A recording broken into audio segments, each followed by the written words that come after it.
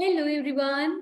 Welcome back to the part 2 of your journal, right? आज हम लोगों ने जर्नल का सेकेंड पार्ट कवर करना है जिसमें we will be covering are very very very important journal entries. I hope आप सब लोगों ने पार्ट 1 देख लिया हो। This is that was very basic part, right? उस पार्ट में हम लोगों ने अपने कॉन्सेप्ट्स क्लियर किए थे कि बेसिक जर्नल एंट्री कैसे पास आउट करनी है, राइट? आज की क्लास वही बच्चे लगाए जिन्होंने अपना बेसिक क्लियर कर लिया है जर्नल का कैसे करना है। तो क्लास शुरू करते हैं। क्लास शुरू करने से पहले अगर आप न्यू हैं हमारे चैनल पे, so do subscribe our channel so that कि आपको रेगुलर पता चलता रहे कि कौन कौन सी classes one shot accounts revision में चल रही हैं। हमारी वन शॉट अकाउंट्स रिवीजन का बैच चल रहा है, क्लासेस चल रही हैं जिसमें कि हम डिफरेंट टॉपिक्स को अपलोड कर रहे हैं सो दैट आपके कॉन्सेप्ट क्लियर हो सके, right? So without wasting time, let's start with the difficult portion, difficult transaction। याद रखना बच्चों, आज की क्लास में मैं आपके जितने भी मेजर पॉइंट्स हैं आपके जर्नल में जो बच्चों को डिफिकल्ट लगता है, trade discount, cash discount, opening journal entry, loss by fire, जितने भी इंपॉर्टेंट कॉन्सेप्ट्स हैं मैं उनको टच करने वाली हूँ, right? So let get started, right? तो सबसे पहले आज मैं कॉन्सेप्ट पकड़ूंगी आपका ओपनिंग जर्नल एंट्री का। सबसे पहले तो आपको ये मैं बता दूं कि एग्जामिनेशन में जब भी जर्नल एंट्रीज का क्वेश्चन आता है तो जनरली टीचर्स क्या करते हैं, आपको बिगिनिंग की साल की शुरुआत की एक ओपनिंग जर्नल एंट्री जरूर डालते हैं। मतलब क्या है मैम, समझा दो। देखो बच्चे, आप सबको पता है कि साल जो है हमारा शुरू होता है जनरली अकाउंटिंग ईयर के हिसाब से 1 अप्रैल को। लेट सपोज अगर 1 अप्रैल 23 को शुरू हुआ तो ये साल कब खत्म होगा? 31 मार्च 24 को, राइट? ये ईयर एंड हो गया आपका। अब ईयर एंड को आपने अपने अकाउंट्स बनाए, आपने अपने बैलेंसेस वगैरह सब कुछ डाल दिया, आपने अपनी बैलेंस शीट बना दी। बैलेंस शीट में आपने सारे अपने एसेट्स और लायबिलिटीज डाल दी, राइट? ठीक है मैम। अब जब आप अपना नेक्स्ट ईयर शुरू करोगे, 1 अप्रैल 2024 नया साल शुरू करोगे, तो जब नया साल शुरू करने के टाइम पे क्या ऐसा होता है कि पिछले साल के एंड में जो भी आपके पास कैश था, बैंक था, फर्नीचर था, मशीनरी थी, वो सब जीरो हो जाए? और 1 अप्रैल से नया साल शुरू हो रहा है तो मतलब सारी चीजों के बैलेंस भी जीरो हो? नो, ऐसा नहीं होता। पिछले साल के जितने भी हमारे बैलेंसेस होते हैं, जितने भी हमारे क्लोजिंग बैलेंसेस होते हैं, वो नेक्स्ट ईयर हमारे क्या बन जाते हैं? Opening balances, right? साल के नेक्स्ट फर्स्ट डे में वो बन जाते हैं ओपनिंग बैलेंसेस और हम अपने पिछले साल की जितनी भी फिगर्स थी हम उनको ट्रांसफर कर देते हैं 1 अप्रैल 2024 को। और पहली तारीख को जो एंट्री डाली जाती है, जो ट्रांजैक्शन हम डालते हैं, ताकि पुराने साल के बैलेंसेस उठा के नए साल में उसको किसी तरीके से लिखना है। देखो बेटा, आप सबको पता है साल खत्म होता है तो हम बैलेंस शीट बनाते हैं, प्रॉफिट एंड लॉस बनाते हैं। बैलेंस शीट में सारे एसेट्स लायबिलिटीज आते हैं और हम लोग उसमें cash, bank, loan, machinery, furniture सब डालते हैं। तो जब नया साल शुरू होगा तो इसका मतलब ये तो नहीं कि पिछले साल के बैलेंसेस जीरो हो गए और अब हम नया साल शुरू कर रहे हैं तो जीरो से शुरू करेंगे, ऐसा नहीं होता। पिछले साल के बैलेंसेस को उठा के 1 अप्रैल को नए साल में एंटर किया जाता है। अब एंटर करने का तरीका ऐसा तो नहीं है यहां से उठाया और यहाँ डाल दो, ऐसे कोई बॉक्स तो नहीं है जिसमें डाल देंगे, नो। अकाउंटेंसी में किसी भी चीज को अगर हमने डालना है, पुट इन करना है अपने रिकॉर्ड्स में, there is only one way, by passing journal entry. तो 1 अप्रैल को जो ओपनिंग बैलेंसेस को उठा के डालने रिकॉर्ड करना है, उसको रिकॉर्ड करने का तरीका क्या है? By passing opening journal entry, right? तो ओपनिंग जर्नल एंट्री का मतलब ये होता है जो साल के शुरुआत में पहली तारीख को हम डालते हैं। I hope it's clear to everyone, right? तो अब मैं आपको बताती हूँ कि ओपनिंग जर्नल एंट्री डालनी कैसे है। तो देखिए इस एग्जांपल को। सबसे पहले क्या लिखा है आपके पास? On 1 April 2024 the position of Bharat brothers was as follows. आपको बोला गया कि 1 अप्रैल को भरत ब्रदर्स की ये पोजीशन है। आपके पास बैलेंसेस गिवन होंगे, cash, bank, machinery, furniture, Abdul डेप। आपको पहले सबसे पहले रिकॉग्नाइज करना है कि इन बैलेंसेस में से एसेट्स कौन से और लायबिलिटीज कौन सी हैं। सबको पता है cash is my asset, bank is an asset, machinery is an asset, furniture is an asset. Abdul और आगे लिखे डीआर। डीआर मतलब डेबिट, डेबिट बैलेंस का मतलब ही इज माय डेटर। और डेटर कौन होता है? एसेट। जिसके नाम, जिस व्यक्ति के नाम के आगे डीआर लिख दिया गया, डेबिट लिख दिया गया, that means it's a asset balance, तो ये एसेट हो गया। नीरज, आगे अगेन डीआर लिखा है, डेबिट लिखा है, तो it's my asset. Then loan लिखा है, ये लायबिलिटी हो गया। अमित के आगे क्या लिखे? सीआर। सीआर का मतलब क्या हो गया बेटे? It is a liability, credit balance, right? तो इट्स अ लायबिलिटी। तो आपने सबसे पहले रिकॉग्नाइज कर लिया। अब रिकॉग्नाइज करके आपने क्या करना है? क्वेश्चन में लिखा होगा पास ओपनिंग जर्नल एंट्री, ये 3 नंबर में भी कई बार क्वेश्चन आता है, 2 नंबर में भी आता है। तो अब इसकी ओपनिंग जर्नल एंट्री कैसे पास करनी है? ऑब्वियसली आप जर्नल का फॉर्मेट बनाओगे। जर्नल के फॉर्मेट में आप लोग अपना ये फॉर्मेट आपने बना लिया, डेट डालोगे अपनी 1 अप्रैल 2024। जितने एसेट्स हैं सब एसेट वाली साइड पे आप लिख दोगे। कैसे? जैसे कैश लिख दिया, कैश अकाउंट डेबिटेड, वैल्यू आपके पास गिवन है बच्चे, ये डेबिट कॉलम है, ये क्रेडिट कॉलम है, राइट? तो ये आ गया आपके पास 6,000। देन बैंक अकाउंट डेबिटेड, ये आपके पास आ गया 25,600। देन आपके पास आ गया machinery, then again furniture, then Abdul, then Neeraj. जितने भी आपके एसेट्स हैं आपने सबको क्या कर देना है? डेबिट कर देना है। Debit debit debit and debit, और इनके बैलेंसेस लिख देने। यहाँ पे आ गया 45,000, then 18,000, then we have 20,500, and then we have 26,000, right? And then हम क्या करेंगे, हम जो लाइबिलिटीज हैं इसकी, उसको हम लाइबिलिटीज कॉलम में डालेंगे जर्नल एंट्रीज में, जिस तरीके से हम करते हैं। टू, आपके पास लोन गिवन है, एंड देन टू आपके पास अमित, जो लाइबिलिटीज है वो लाइबिलिटीज कॉलम में डाल देंगे। यहाँ आ गया 50,000 एंड यहाँ आ गया 6,700, डाल दिया आपने। अब आपने क्या करना है, आपने दोनों साइड्स के टोटल को मैच करने की कोशिश करनी है, because you should know that कि जर्नल एंट्री कभी भी डिफरेंस नहीं आता। जर्नल एंट्री में आपको जर्नल एंट्री को हमेशा इक्वल करना है। तो आपने जब नोटिस किया तो आपको पता चला कि आपकी जो डेबिट साइड है वो बड़ी है और क्रेडिट साइड शॉर्ट है, मतलब आपके पास इस तरफ क्रेडिट साइड में यहाँ पे डिफरेंस आ रहा है 84,400 का। तो अगर आपका डिफरेंस पेपर में लायबिलिटी साइड पे आएगा तो आप उसकी जगह पे लिखोगे टू कैपिटल अकाउंट और ब्रैकेट में बैलेंसिंग फिगर बीएफ, राइट? तो मैम अगर हमारा बैलेंस लायबिलिटी साइड में आएगा तो हम उसको कैपिटल में डालेंगे। यस बच्चे, ऐसे करना है। मैम व्हाट इफ अगर हमारा बैलेंस डेबिट साइड में आ गया, हमारी लायबिलिटी साइड का बैलेंस बड़ा है पर हमारे एसेट साइड का बैलेंस छोटा है, वहां डिफरेंस आ गया तो डेबिट साइड में हम लोग ओपन करेंगे गुडविल अकाउंट। बच्चे please please note it down कि आपको पता होना चाहिए। बैलेंसिंग फिगर यहाँ पे भी लिखेंगे कि आपके पास क्वेश्चन आया, आपने एसेट्स लायबिलिटी रिकॉग्नाइज कर लिया, देन आपको एसेट्स को एसेट कॉलम में, लायबिलिटी को लायबिलिटी कॉलम में, देन आप दोनों साइडों के डिफरेंस को आप टैली करोगे।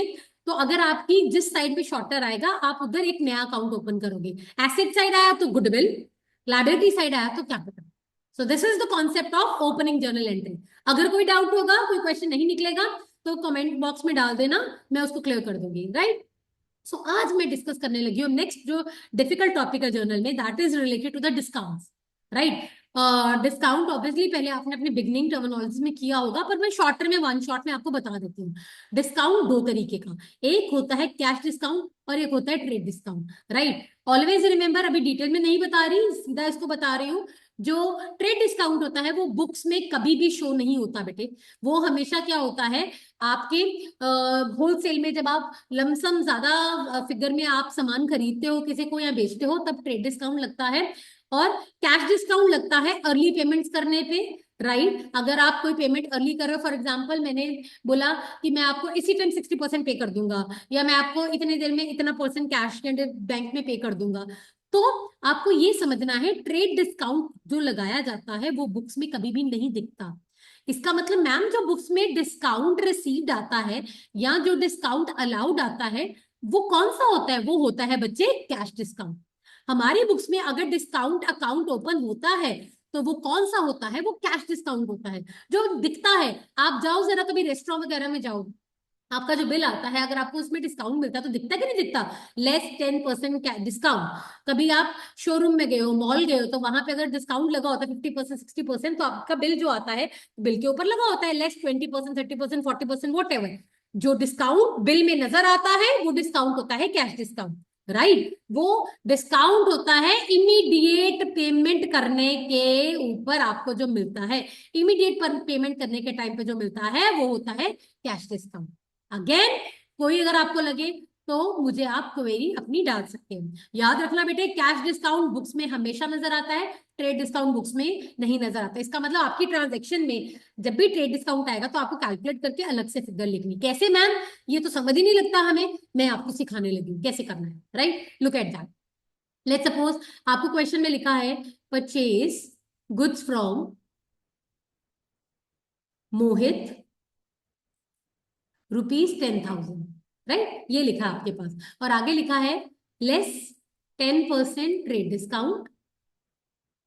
मैं आज आपको इसका वर्किंग नोट इस तरीके से समझाऊंगी कि आप लोगों के पेपर में कोई भी क्वेश्चन आता है आपको कभी दिक्कत नहीं आएगी।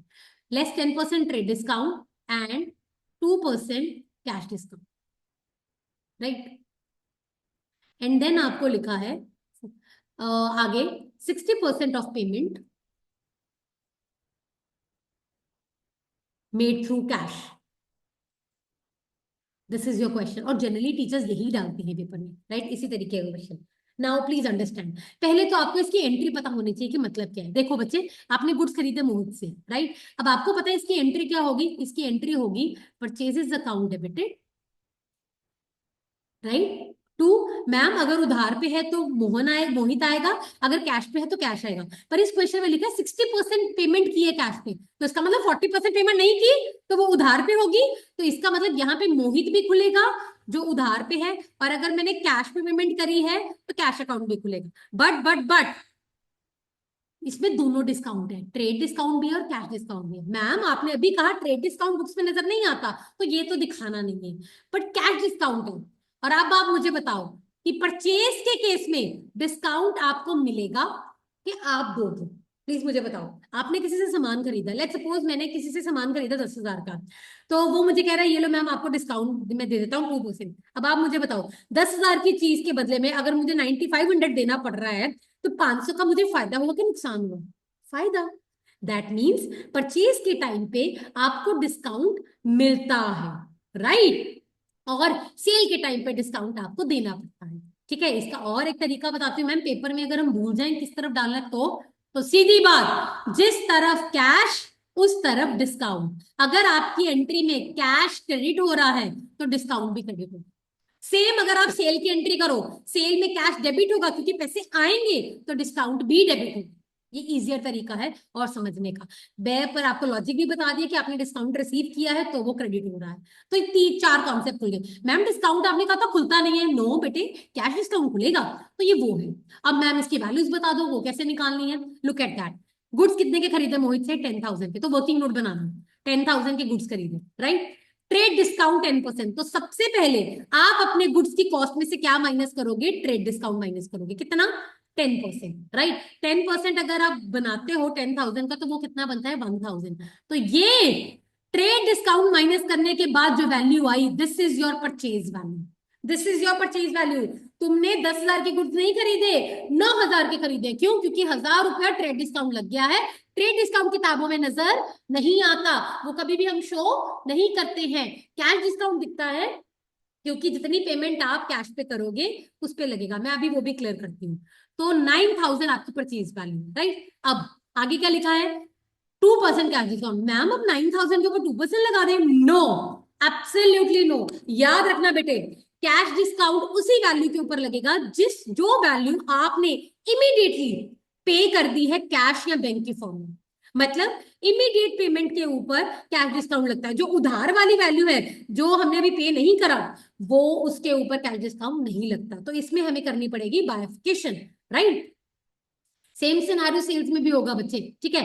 अब यहाँ पे bifurcate, 60% of the payment made through cash, तो यहाँ पे आप बाइफिकेट कर लो। 60% आपने कैश में पे कर दिया है, तो इसका मतलब 40% ऑब्वियसली आपने अभी नहीं पे किया, क्रेडिट पे है, राइट। तो यहाँ पे पहले बाइफिकेशन कर लो। 9,000 का 40% आपका निकल के आ गया 3,600, राइट। और इधर 9,000 का आपके पास आ गया 60%, दैट इज 5,400, राइट। अब ये तो उधार पे हो गया, ऑन क्रेडिट हो गया, राइट। अब मैम 5,400 कैश में हमने पे किया है, तो अब इसके ऊपर आपका लगेगा कैश डिस्काउंट। इसमें से आप माइनस करोगे कैश डिस्काउंट अपना 2%, और वो निकल के आता है 108, आपका 108, राइट। तो फिगर आपके पास कितनी निकल के आ गई आपके पास? अगर मैं 5,400 में से 108 माइनस करती हूँ, 5,292 आपने कैश पे किया।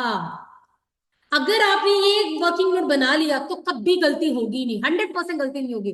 नेक्स्ट वीडियोस में मैं जीएसटी डालूंगी, जीएसटी में किस तरीके से करना है वो मैं अलग से बताऊंगी। अभी मैं सिंपल बता रही हूँ, पहले सिंपल क्लियर करो अपना। तो अब वैल्यूज कैसे उठानी है मैम? सबसे पहले परचेज अकाउंट डेबिटेड, मैंने क्या बोला, परचेज में कौन सी वैल्यू है? परचेज वैल्यू, तो परचेज वैल्यू कौन सी है? 9। याद रखना, ट्रेड डिस्काउंट माइनस करने के बाद जो भी वैल्यू आएगी वो कौन सी होगी? आपकी परचेज वैल्यू, दैट इज 9000।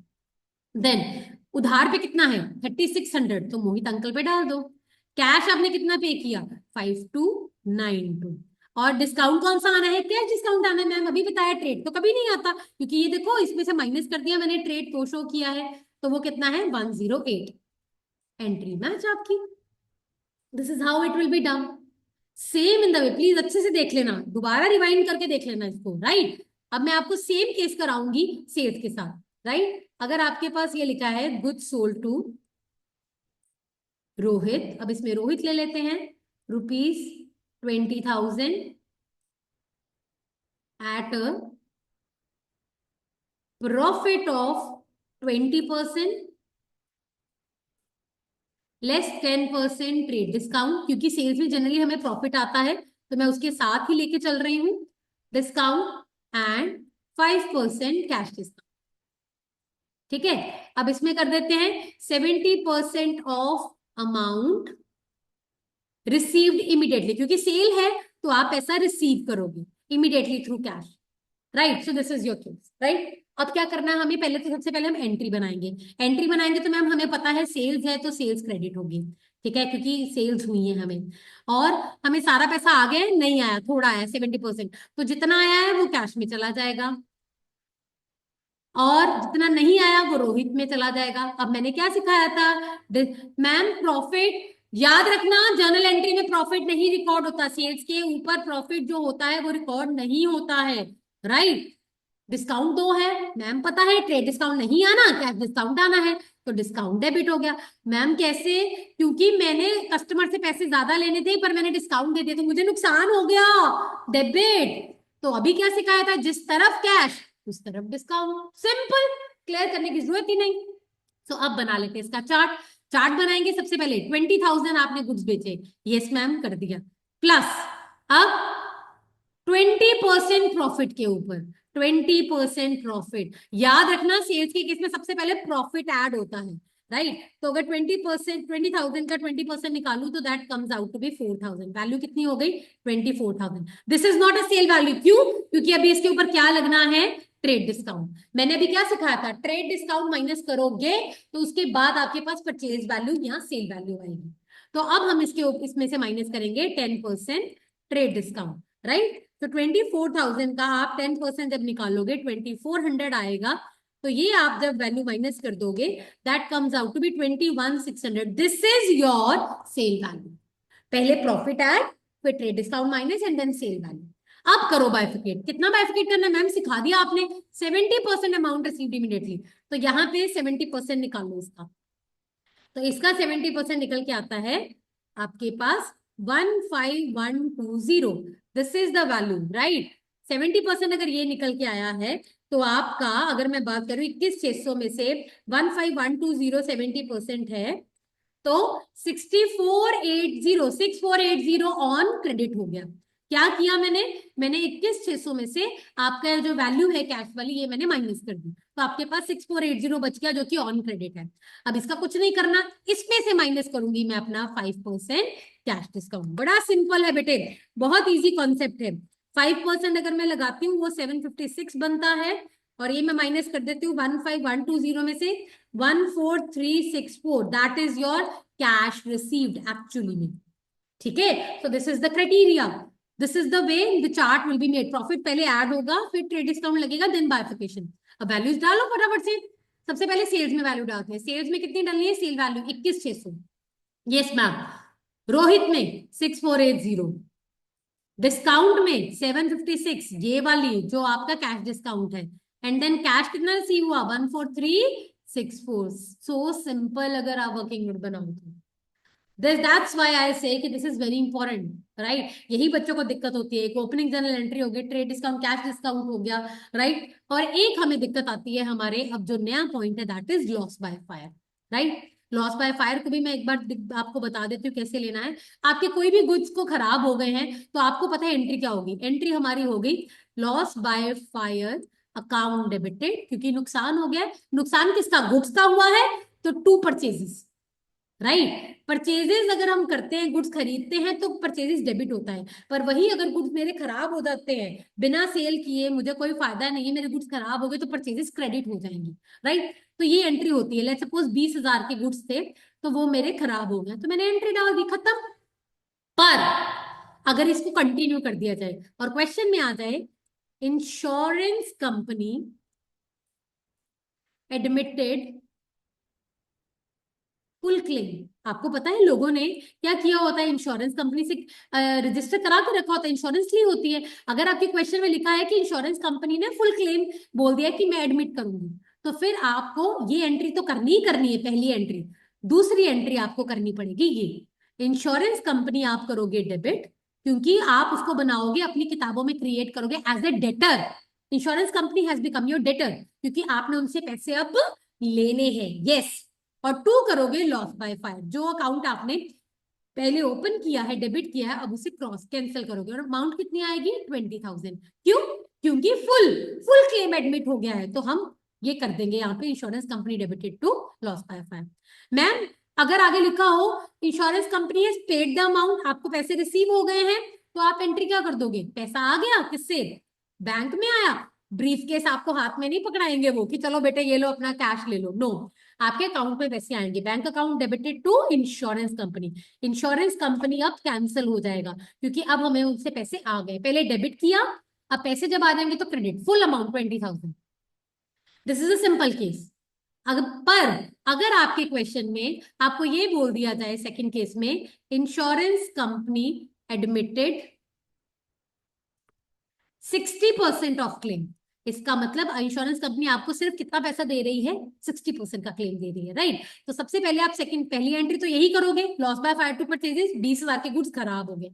फिर इंश्योरेंस कंपनी को अपनी किताबों में आप ओपन करोगे, इंश्योरेंस कंपनी डेबिटेड। तो एक तरीका तो क्या है, सीधा मैं बताती हूँ, सीधा सीधा पेपर में जितना परसेंट उसने बोला है कि हम देंगे, उतने परसेंट से आप उसको क्रिएट करो। 12,000, 60% कितना बता? 12,000 टू लॉस बाय फायर। अब मुझे बताओ, loss by fire, loss by fire कितने से डेबिट किया था? मैम 20,000 से। यहाँ पे तो हमने 20,000 से क्रेडिट कर दिया, क्योंकि पूरी अमाउंट हमें क्लेम मिल जाना था। यहाँ पे मैम 20,000 है, तो 20,000। मैम जनरल एंट्री तो मैच ही नहीं करी। लॉस बाय फायर क्रेडिट कर रहे हैं हम 20,000 से, क्योंकि डेबिट किया था 20 से। पर अब इंश्योरेंस कंपनी हमें कम दे रही है, तो इसका मतलब यहाँ पे 8,000 का मुझे हो रहा है नुकसान।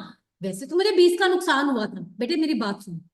इंश्योरेंस कंपनी, आपके गुड्स खराब हुए, नुकसान हो गया, पर अगर इंश्योरेंस कंपनी आपको सारे पैसे दे दे, तो आपका नुकसान कम हो जाता है, ऑब्वियसली फिर आपको नुकसान नहीं होता ज्यादा। तो फिर आपको होता चलो कम से कम इंश्योरेंस का पैसा आ गया। बट अगर आपको नुकसान हुआ 20 का और इंश्योरेंस कंपनी कह रही है मैं सिर्फ तुम्हें 12 दूंगी, तो इसका मतलब 8 का तो नुकसान हुआ कि नहीं हुआ? तो उस नुकसान को अकाउंट्स में बुक करेंगे कि नहीं करेंगे? दैट नुकसान विल बी बुक्ड बाय, यहाँ पे आप लोग क्रिएट करोगे profit and loss account, loss account debited. हमारे बुक्स में जब भी कोई प्रॉफिट या लॉस होता है, हम उसे किससे बुक करते हैं? P&L को, अकाउंट को ओपन करते हैं। मैं सेल्स वाले गुड्स की बात नहीं कर रही कि गुड्स को बेच के जो प्रॉफिट हुआ, उसकी बात नहीं कर रही। जो नॉर्मली हमें कोई नुकसान बिजनेस में होता है या प्रॉफिट होता है, तो हम इससे करते हैं। P&L डेबिट करने का मतलब कि मुझे लॉस हुआ, नेट लॉस। नुकसान 20 का हुआ था, पर मुझे उसमें से 12 रिकवर हो गए बैंक से, मतलब इंश्योरेंस कंपनी से, तो मैं नेट लॉस करूंगी। मैम अगर इसमें भी आ जाए कि बैंक में अमाउंट आ गया है, पैसा रिसीव हो गया है, तो आप एंट्री कर देना, bank account debited 12,000 to insurance company. Insurance company से आपको पैसा आ गया 12,000। गॉट इट बेटे? समझ लगी? Right, so that's the point. ठीक है, अब नेक्स्ट पॉइंट करते हैं। Next point I B touching your गुरु मंत्र। गुरु मंत्र में पॉइंट्स टच करने वाली, जिसे मैं अपनी भाषा में गुरु मंत्र कहती हूँ। गुरु मंत्रों के लिए हमें डिफिकल्ट होता है कि इसकी एंट्री कैसे डालनी है। सबसे पहले आउटस्टैंडिंग एक्सपेंसेस, इसको कैसे बुक करना है, और उसके बाद prepaid expenses, right, and then we have accrued income, and चौथा गुरु मंत्र हमारा आता है इनकम रिसीव्ड इन एडवांस। तो ये पेपर में किसी के भी रिलेटेड आए तो आपको एंट्री क्या डालनी है, मैं आपको वो सिखाती हूँ। सबसे पहले outstanding expenses, due but not receive, not paid. Due तो हो गया है पर पे नहीं करे, इसका मतलब ये हमारा इस साल का खर्चा है। ड्यू हो गया है, पे नहीं किया, सिर के ऊपर क्या है, लायबिलिटी है, सिर के ऊपर लायबिलिटी है तो पे करना पड़ेगा। अभी पे करना है तो लायबिलिटी है, तो लायबिलिटी क्रेडिट होती है हमेशा, सबको पता होना चाहिए। So to outstanding expense account liability है। दूसरा, ये मेरे इस साल का खर्चा है। मैं प्लीज बच्चे, मैं बार बार कह रही हूँ, this is a one shot class, इसमें मैं आपको डिटेल्ड में लंबा करके उसको नहीं बता सकती हूँ। आपको बस इसलिए बता रही हूँ कि पेपर में आए तो आपको पता हो एंट्री कैसे करनी वन शॉट में, right. To outstanding expense, and then जो खर्चे का नाम पेपर में बोला जाएगा, इलेक्ट्रिसिटी जो भी खर्चा, वो डेबिट हो जाएगा। डेबिट होने का मतलब कि इस साल का खर्चा है, इस साल के खर्चे में ऐड होना चाहिए, चाहे पे नहीं किया, पर इस साल का खर्चा है, इसलिए खर्चा debited to outstanding because it is a liability and this is current year expense, that's why this is the logic, right. Prepaid obviously सबको पता है, पेड इन एडवांस, एडवांस में आपने कोई खर्चा पे कर दिया है, राइट, तो फायदा अगले साल पे नहीं करना पड़ेगा, राइट। सो प्रीपेड एक्सपेंस आपका डेबिट हो जाएगा, प्रीपेड एक्सपेंस डेबिट हो जाएगा टू एक्सपेंस अकाउंट, क्योंकि ये इस साल का खर्चा नहीं है तो हम उसे इस साल के उस खर्चे से माइनस कर देंगे। मतलब लेट्स सपोज आपने रेंट पे कर दिया एडवांस में, तो आप अपने इस साल के रेंट में से जो आपने अगले साल का रेंट पहले से ही पे कर दिया उसको बाहर निकालो। क्यों? इस साल का नहीं है भाई, इस साल में नहीं रिकॉर्ड कर सकते, अगले साल रिकॉर्ड करेंगे, पर प्रीपेड को डेबिट कर देंगे। क्यों? क्योंकि वो एसेट अब अगले साल पे नहीं करना पड़ेगा। So prepaid expense to expense account. अगला मेरे पास हो गया एक्रूड इनकम। एक्रूड इनकम क्या कहती है? Due but not received, same outstanding जैसा, ड्यू तो हो गया है पर मुझे मिला नहीं है, मतलब इस साल की इनकम है, इस साल की इनकम है तो करो रिकॉर्ड इस साल की इनकम है। तो टू इनकम, जो भी पर्टिकुलर इनकम की बात है उसमें हम ऐड कर देंगे। डेबिट क्या होगा? डेबिट हो जाएगा एक्रूड इनकम, क्योंकि ये मेरा क्या है, एसेट, क्योंकि मेरा ड्यू हो गया है पर मुझे मिला नहीं, that is why it is asset. यहां पे लिख देती हूँ बच्चे मैं आपको, this is my asset, this is my asset, क्योंकि अगले साल पे नहीं करना पड़ेगा। This is my liability and again this is my liability. Income received in advance, पहले ही रिसीव कर ली है अगले साल की इनकम, बड़ी गलत बात है। इस साल की इनकम से बाहर निकालो, नो नो, इस साल की इनकम में उसकी कोई जगह नहीं है, because it is related to the next year, right. So liability है, सिर पे बोझ है, क्योंकि अभी तक हमने उसको सर्विसेज का, अभी तक हमने वो सर्विसेज दी नहीं है पर पैसा पहले आ गया। To income received in advance, liability है तो क्रेडिट हो गया, और इस साल की इनकम में से माइनस करेंगे तो इनकम हो जाएगी डेबिट। वो इनकम डेबिटेड जिस इनकम में से हमने उसको बाहर निकालना है, to income received in advance, right. So this is a one concept जो मुझे लगता था कि कवर अप करना चाहिए, राइट। एंड देन लास्ट में एक मैं चीज बता देती हूँ रिलेटेड टू एसेट, राइट। सबको पता होना चाहिए एसेट को स्टार्ट करने के समय, अगर आप कोई एसेट परचेज कर रहे हो, परचेज के टाइम पे any expense at the time of purchase, at the time of purchase of asset, चाहे वो इंस्टॉलेशन है, चाहे वो कैरेज है, चाहे वो फ्रेट है, कोई भी खर्चा है, एसेट के परचेज के टाइम पे अगर आप करोगे, वो क्या होगा, ऐड कर दिया जाएगा, added in the asset amount, asset amount में ऐड कर दिया जाएगा। फॉर एग्जाम्पल, अगर आपने 50,000 का फर्नीचर खरीदा है, राइट, और आपने प्लस इंस्टॉलेशन चार्जेस पे किए हैं आपने 2,000 के, और 3,000 का आपने कोई अदर चार्जेस पे किए हैं जिसमें कि कैरेज है, फ्रेट है, वो सब किए हैं, तो टोटल फर्नीचर की एसेट की वैल्यू कितनी हो गई, 55,000। तो आप अपनी बुक्स में एंट्री क्या करोगे, फर्नीचर डेबिटेड करोगे 55,000 के साथ टू कैश या बैंक अकाउंट, जैसे भी आपने पेमेंट करी। 50,000 नहीं लिखोगे, ना ही इसको अलग लिखोगे, ना इसको अलग, इकट्ठा करके कंबाइन करके आप उसको डालोगे। Got it, right. ये वो एंट्रीज थी। सी बेटे, पिछले फर्स्ट क्लास में मैंने आपको बताया था जितने भी आपके जो इजियर चीजें हैं, मतलब जनरली डालनी कैसे, that was one class, right. Now this class में मैंने वो कॉन्सेप्ट उठाए जो बच्चों को डिफिकल्ट लगते हैं, ट्रेड डिस्काउंट, कैश डिस्काउंट, किस तरीके से इसको लेना है, मैंने वो लिए इंपॉर्टेंट चीजें, राइट। इसके बाद भी बहुत सारे कॉन्सेप्ट हो सकता है आपको लगे, because there is a lot of things that you need to do no, but again this is one shot. Right. तो आप लोग क्या कर सकते हो, आप कमेंट बॉक्स में क्वेरी डाल दो जर्नल का, जो भी आपको ट्रांजेक्शन नहीं समझ लगती मैं वहीं क्लियर आउट कर दूंगी आपको, राइट।